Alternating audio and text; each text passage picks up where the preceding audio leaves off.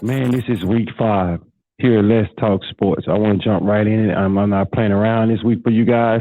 I've been hitting it hard this week. Listen, let's start off with this one. Can't you kind of see it coming? Can y'all see that coming? The P and P boys. Like, I'm not trying to give them a nickname, but you can see Pickett and Pickings. I mean, that is just right there together because this is I believe this game is going to be the birth of Kenny Pickett and George Pickens. I just can see that coming. This is going to be the introduction game. This is a coming out party, I think, for Kenny Pickett. Now I know if you watched him last week, you probably feel like he's a little suspect, but well, he got thrusted in the game. This week he practiced with the starters. I think you guys are in for a great surprise when it comes to the Steelers and their ability to put points on the board. Now, obviously, they're playing against Buffalo, so if they do well, ooh, boy, you might want to wait until them picks because I got a surprise pick for you guys this week. With that being said, let's talk sports. Now, listen, I've been getting a lot of comments, text messages, all kinds of stuff. People saying that I'm kind of I kind of insulted some fans. I don't care. I'm not being ugly. I don't care because if you that into it, then whatever. I mean, I'm just being. I'm having fun. So let's start with the first pick of this. Let's start with the first game of this week. The games that I'm going to, of the 5 games that I'm going to pick. Obviously, I'm running 8-8, so I'm just going to get right off into it. The 49ers and the Carolina Panthers. I'm not gonna stay. I'm not gonna be on this too long. I don't have very much to say about this other than, I mean, Carolina look like a team that is lost in the wilderness, and they got a blind person running the compass. I mean, they really thought for some reason that they brought Baker Mayfield over there that that's going to solve the majority of their problems, and it wasn't. You have more issues than just the quarterback. I mean, you're a team that's lost and you've been lost for a very, very long time. I mean, and the minute you can see you're lost, then maybe you can find your way out of the wilderness. I'm just saying, take the San Francisco 49ers, probably going away, but definitely take 3.5 in the spread. I'm just saying, don't shoot the messenger. Now, this next game, Rams, Cowboys. Well, I'm just going to tell you straight up. I mean, I try to be nice, guys. I really do try to be nice, but it's like the Cowboys went to sleep in 1985 after they won the Super Bowl, and they just never woke up. 27 years later, they still sleep. And you know what? They got to be asleep because they're really delusional. They literally believe that if they continue to do the same things with the same people year after year after year, that the results will be different. All right, so let's give them some slack. Dak Prescott first year taking over from Tony Romo after his first year starting. I mean, they went like 13-3, lost to Green Bay in the divisionals. I mean, and after that, it's just been kind of downhill. Let me help you out, Cowboy fans. Your window has closed, and I believe the Rams is going to give you just a little piece of how that's going to work this weekend. I truly believe you guys are fight because you got a lot of pride. But in the end, the Rams just going to beat you. And I think they're going to just hit you across the head because the Rams been getting their butt whipped lately. And they kind of got to win this game, man. You actually in their hometown. I'm just saying, don't shoot the messenger. Don't get mad at me, Cowboy fans, although I don't give a rat's ass if you do. Now, with that being said, let's talk about Lamar Jackson and the Ravens. Oh, and by the way, before I go to, well, I'll come back to that. Lamar Jackson and the Ravens have, well, how do you say this? They pretty much gave away at least 2 games, maybe 3. Their defensive secondary plays well, but really by the numbers are kind of horrible. But here's the thing: they're playing against the Bengals, whose offensive line is mediocre at best. They try to disguise it by throwing the ball fast. But I watched the game the other night, and I'm telling you right now, if Miami would have had any inkling or any confidence that their quarterback, or let's just say Tua would have finished the game, I think Cincinnati would have lost.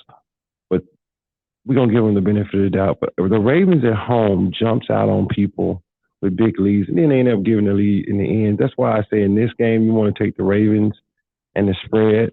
I wouldn't take the money line, but even if I did take the money line, it would be the Bengals, because those two teams, when they play in there, and like this year, not like last year, because I remember a couple of years, last year or the year before, the Bengals beat the living snot out of them.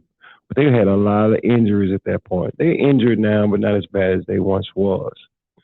So before I get into these last two games, I want to just kind of reiterate real quick. San Francisco, take the money line in the spread. Rams, take the money line in the spread. Ravens, just take the spread. Now let's talk about the Kansas City Chiefs and the Raiders. When I wonder if the Raiders are gonna come into Kansas City this year and stand on their logo like they did last year when the Kansas City Chiefs commenced to bust their behind.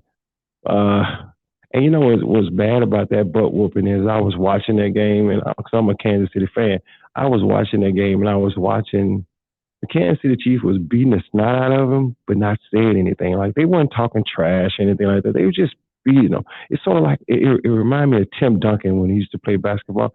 He didn't say very much, but he just kept busting your behind. That's how Kansas City was there. You could tell that it was in their eyes. They was just going to keep scoring on the Raiders and keep scoring on the Raiders. So how are you going to come in somebody's hometown, jump on their logo, and lose by almost 40? That's typical Raiders. See, the problem with the Raiders is the Raiders still kind of dwell off into that when the Raiders were strong and powerful and nasty and they beat. You ain't like that no more. You're not like that. I don't give a crap who you bring in as your head coach.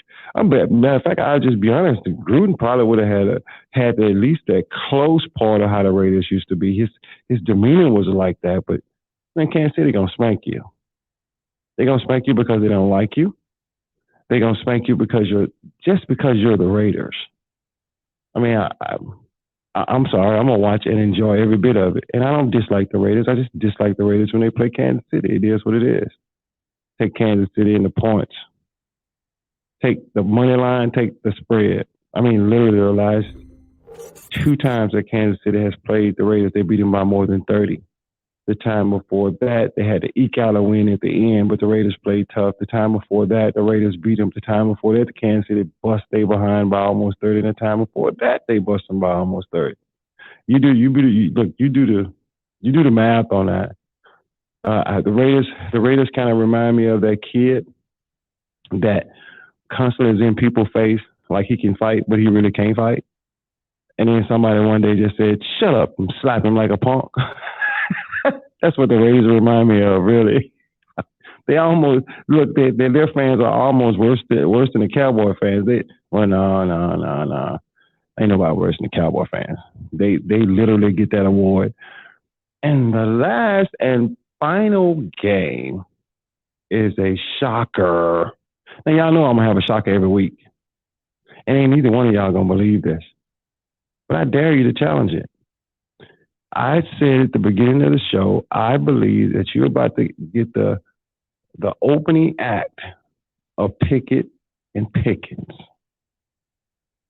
I believe that these kids can play football, and I believe that they're not smart enough. I shouldn't say smart enough. They haven't been around long enough to know that they should be afraid of going in Buffalo to play Buffalo. I think their coach has a tough nose. That surprised some people. You see how he just pulled Trubisky? And I'm going to be honest, Trubisky wasn't playing bad when he pulled him. But I understand why he pulled him. He pulled him because he needed some excitement around the team. And, oh, boy, Pittsburgh got excited when Pickett came in the game that's because they've seen him in practice.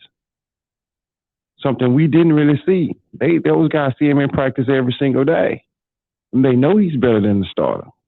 So all he has to do now is go out there, let the game come to him. And I think he's going to shock some people. Yes, I am telling my viewers, I'm telling my subscribers, 14.5 points. It's a lot of doggone points. And I just don't believe the Pittsburgh Steelers is that bad. I just don't. And I don't think that the Buffalo Bills are that good. I'm sorry, there's a lot of people out there know it's Bills Mafia. Probably if somebody from Bills Mafia see this, I am literally enemy number one. Well, let me help you out, Bills Mafia. I am not against you guys at all, unless you play Kansas City or New Orleans. Other than that, y'all all right with me. Be honest with you, I kind of cheer against y'all every week simply because I don't like when analysts and people try to compare Josh Allen to Mahomes. They're two different types of quarterbacks. I mean, one is just really strong arm, tenacious. He actually plays like a linebacker. And then one is like Magic Johnson on the basketball court. That's Mahomes, making you look bad. Have people out there talking about, oh, it's like watching the Harlem Globetrotters. Man, that's just Mahomes. Now, understand in about 2 or 3 weeks, you guys will meet, but we'll talk about that another day. So Bills Mafia, calm down. I'm not dogging you guys. I'm just saying 14.5, that means you really, to beat a team by 14.5, that means you really got to be up like 20 points, 20 to 25 points by halftime. So I'm going to say this for those who are watching these picks. If they go into halftime and that game is within 10 points, I think you're safe. Because if Buffalo going to blow you out, they're going to do it early. They ain't going to play around with you. They're just going to score on like 8, 9 different possessions. Straight do. They're not going to play around. I think Pittsburgh is about to shock some people. I don't see Buffalo covering it in this game, although Buffalo has covered pretty much all year when they were favorite. Except last week, they didn't cover. I'm saying Buffalo got some injuries in some key places, and they got people playing hurt. I'm going to go on a limb and say Pittsburgh and the points. Do not take Pittsburgh in the money line because they're not going to beat Buffalo. And if they do beat Buffalo, oh, my God, that's a story within itself. With all that being said, guys, I want to thank everybody that has supported our channel. Let's Talk Sports. And we're a very new channel, so we're going to ask people to click and subscribe. I'm going to be stirring it up every freaking week. It's going to get stirred up because it's just time for a change. There's too many nice people out there, and nobody won't tell the truth anymore. I mean, no, I shouldn't say they don't want to tell the truth. They want to be nice about it. I ain't going to be nice about nothing. I'm just going to tell you like it is. And all of y'all who got mad because I said that the 49ers own the Rams, they do own the Rams. You can't get mad about that. All y'all got mad at that when I told you that the Dallas Cowboys have the worst fans in the NFL. You can't get mad. It's true. I guarantee you I can find at least 1 million people to agree with me. I totally agree with that. With that being said, guys, take these picks. Watch this show. This is Let's Talk Sports. The Richard Cole. Peace. We out.